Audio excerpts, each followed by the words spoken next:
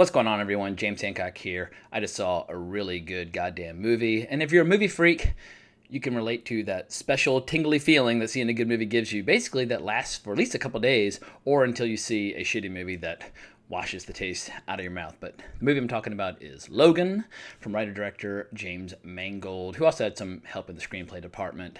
But this is the big R-rated Wolverine movie that, depending upon your age, you've been waiting for a long time. If you're a young fan, you haven't been waiting very long. But if you're an old fan, an old geezer, old bald dude like myself, you've been waiting for decades because I first encountered Wolverine back in like 1980 or 81. I think it was Uncanny X-Men number 143.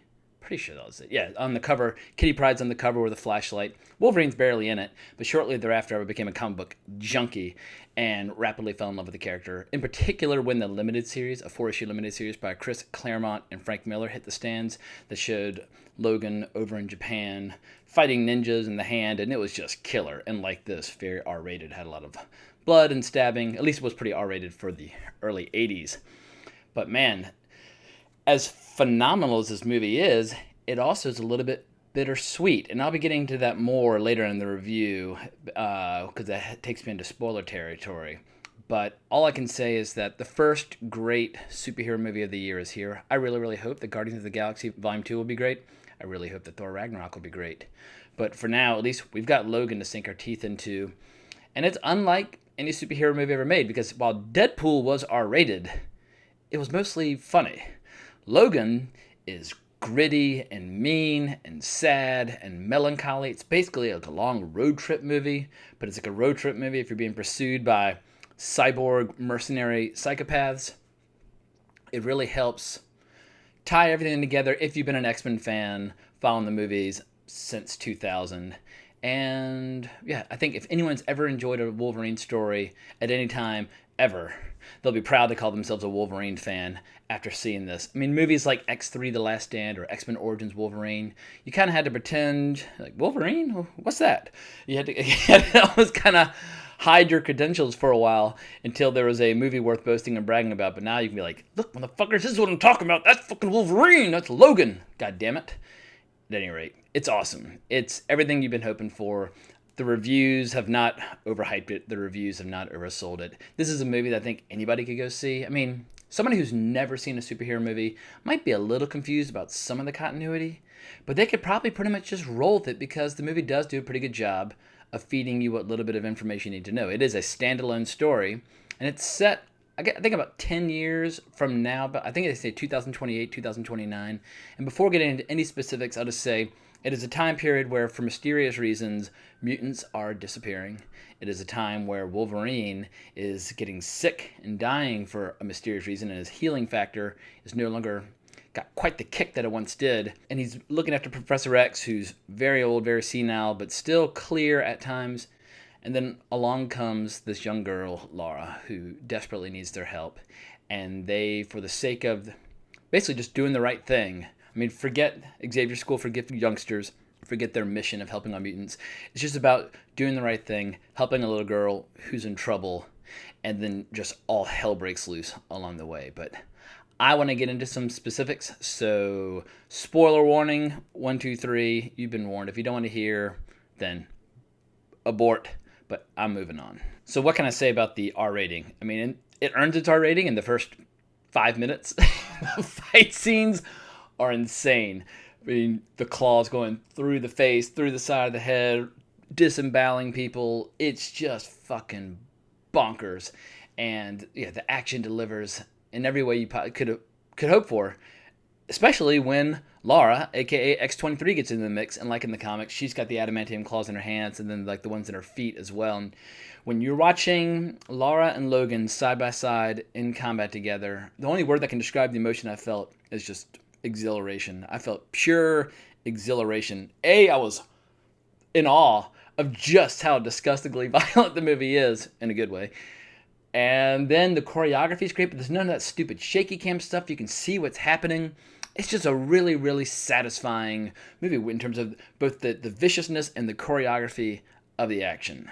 The really cool thing about this is that Logan is old as hell in this. I mean, he's got scars all over him. He's coughing. He's sick. His healing factor doesn't work like it once did. Sometimes his claws don't even come all the way out unless he kind of pulls on them, and then it has a hard time getting him back in. I mean, he is suffering, and he's basically got a poison from within related to the adamantium skeleton that's just eating away at him and making it tougher and tougher for him to function.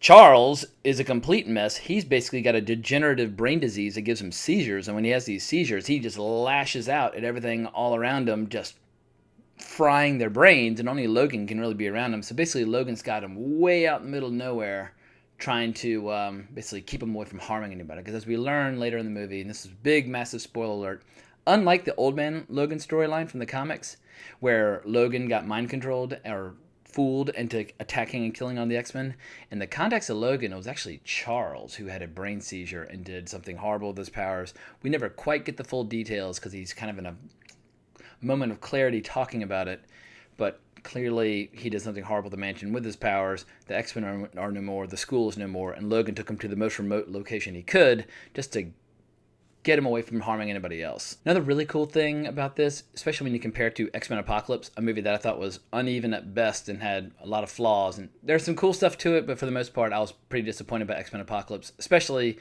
after X-Men Days of Future Past, which I thought was extraordinary. I think I saw X-Men Days of Future Past maybe 5 times in the theater, but this movie has no stupid rubber suits, no stupid armor, no nonsense. It's just got really cool characters with really cool powers with true life or death stakes.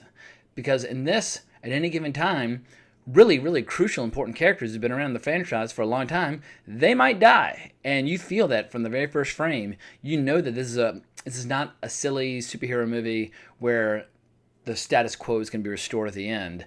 This is an all or nothing kind of hell or high water, life or death scenario. And the emotions it evokes are really intense as a result. The little girl playing Laura, I think her name is Daphne Keane. Exceptional. I would gladly watch an entire movie franchise starring her and her fellow young mutants. She's a total badass. To hang with Hugh Jackman after he's been playing this part for 17 years. I think X-Men came out in 2000. I was young when X-Men came out. I wasn't like this. And so he's been doing this for a long ass time. I mean, Sean Connery was only Bond for so long. Hugh Jackman's been Wolverine for forever. But to be on the screen with him at the same time and not give ground and be able to command the same attention, that's a really huge challenge, because at this point Hugh Jackman is very comfortable in the role of Logan. Patrick Stewart is very comfortable in the role of Charles Xavier. To be a newcomer and to hang with them, that's a huge challenge just as an actor, but she totally 100% delivers. I hate to say this, but while Hit Girl used to be my favorite little girl superhero, Laura, without question, is the biggest, baddest, kick-ass little girl superhero we've ever seen. She makes most superheroes and most flicks seem like a mouse fart by comparison. Don't fuck with Laura, she would chop you to pieces. And the movie's not just all about the brutality. There are some really sweet, tender moments as well. I mean, Laura does a beautiful job of selling most of the story without dialogue until pretty much near the end of the movie, and her face is just incredibly expressive. It's almost like old school pantomime, how much she's able to communicate. And there's some sweet moments where she and Charles and Logan are forming something that feels like the family that the X-Men represent at their best, because the X-Men's not about getting in suits of armor and flying off to fight in wars. I mean, that's part of it, but in the end, it's all about hanging out around the dinner table and just talking and being a family, and the movie really captures that really well. I almost got a little misty-eyed when Logan's going through some of Laura's comics. Laura has all these X-Men comics, but just seeing Cyclops and Rogue and all these great characters, I mean, I've been reading X-Men comics since 1979 or 1980. I mean, I've been reading them for a long-ass time. I love these characters dearly. I may occasionally drift away depending upon who's writing and drawing the comics, but I always come back eventually. And so I just, they've been a huge part of my life, my entire life. So, yeah, if you're a longtime X-Men fan, those little bits with the comics will just sing to you. What I said at the beginning about this movie being kind of bittersweet is that, I feel like the superhero movie and the Western have a lot in common. The superhero movie has been huge, big business for about 17 years. I mean, obviously, Blade really set off the modern superhero era. And then every once in a while, a movie like The Dark Knight or The Avengers will come along that really forces the entire genre to have to either up their game or be left behind. And the movies that fail to evolve get left behind. And every once in a while, a movie will come along that is a game changer. And Deadpool did that last year in terms of R-rated comedy. And Logan, I think, is going to do that with R-rated drama, because you can't just watch another stupid PG-13 high school origin story after you've had a taste of something like this. Especially people who've been reading comics a long time. They're older now. They don't want innocent little stories about teenagers. But if you are a teenager, I imagine watching Laura in action, you're going to be like, fuck yeah! Teenagers are going to love this stuff. Like, if I were 13, I would think Logan is the shit. Not because I feel like I need to have violence in my movies, but I just like honest movies. And I like movies that aren't trying to sugarcoat things. And if you're watching a movie about people with blades in their hands, gross shit is going to go down. So you need that R rating. And I feel like this is going to hopefully give audiences a taste of something they want more of, forcing people to deliver more superhero movies that got a bit of an edge to them, because I don't want to watch, the Fantastic Four movies from the early 2000s. I don't want to watch that kind of silliness and stupidity. I don't watch great movies in the hands of great filmmakers, and that's what Logan is. If you were to give this movie any black marks for anything, and I'm not going to, but if you wanted to be a total son of a bitch, you could probably give it some black marks for length. It is a pretty long movie. You feel that length at times. I had to scream at somebody in the front row for looking at the cell phone during a boring part, but in their defense, they put it away. But yeah, there needs to be a Laura in every theater to chop the hands off of people who use their cell phones while watching movies. So if you do that, shame on you, and you should stop. And if you tell people to put their phones away, you're my kind of person. Let's go hang out at the movies together. But it's weird seeing how these X-Men movies, man, this franchise has been around so long now. This movie does feel like it could have been the last X-Men movie. And this is going to heavy spoiler territory. I'm kind of like graduating to more and more spoilers, but obviously Logan dies in this, and there's a really, really sad scene where they bury him and put the X on his grave. I mean, does anybody really want to see the Dark Phoenix saga given the same treatment as X-Men Apocalypse received? I mean, I don't. I want to see more Deadpool. I want to see more X-Men stories set in the present day or future with R ratings. I don't want any more X-Men movies for kids. I feel like the X-Men franchise now has given us a taste of something more, and you can't put that genie back in the bottle. So hopefully between Deadpool and Logan, Fox will realize, wow, like we need to radically kind of reimagine everything we're doing with the X-Men franchise moving forward. And speaking of Deadpool, there's a nice little teaser at the beginning of the movie where we see him trying to save somebody, jumping into a phone booth to change his clothes, and we hear all the Superman music, and he's like sticking his butt cheeks against the glass, and it's a pretty funny little bit. And there's a nice little handwriting on the phone booth saying like Nathan Summers coming soon. Obviously Nathan Summers is Cable, who I'm dying to see. So I'm hoping the X-Force, and aka Deadpool 2 and all that stuff, will get the R-rated treatment as well. That would be totally badass. At any rate, this video is getting long. I'm rambling. Go see Logan this weekend. It totally kicks ass.